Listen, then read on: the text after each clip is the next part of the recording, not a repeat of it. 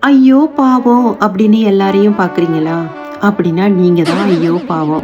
நான் Pooja Kapilkanth reiki master manifestation coach.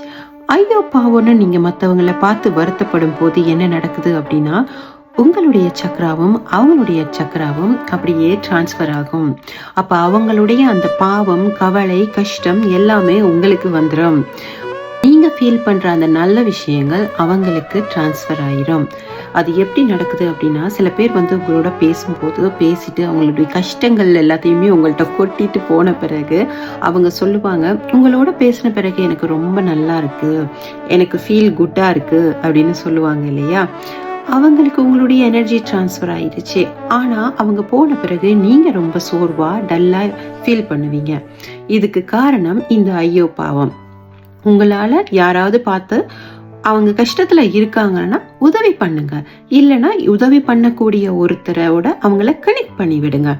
அதுக்காக அவங்கள பார்த்து நீங்க ரொம்ப ஐயோ பாவம் அப்படின்னு நீங்க புலம்புறதா இருக்கட்டும், இல்லாட்டி அதையே யோசிச்சு கஷ்டப்படுறதா இருக்கட்டும், இந்த மாதிரி பண்ணாதீங்க.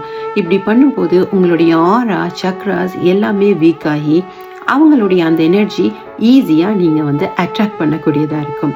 இந்த மாதிரி ரீல்ஸ் உங்களுக்கு பிடிச்சிருந்தா நம்ம சேனலை ஃபாலோ பண்ணுங்க, சப்ஸ்கிரைப் பண்ணுங்க. சேனல் பிடிச்சிருந்தா லைக் பண்ணுங்க. தேங்க்யூ.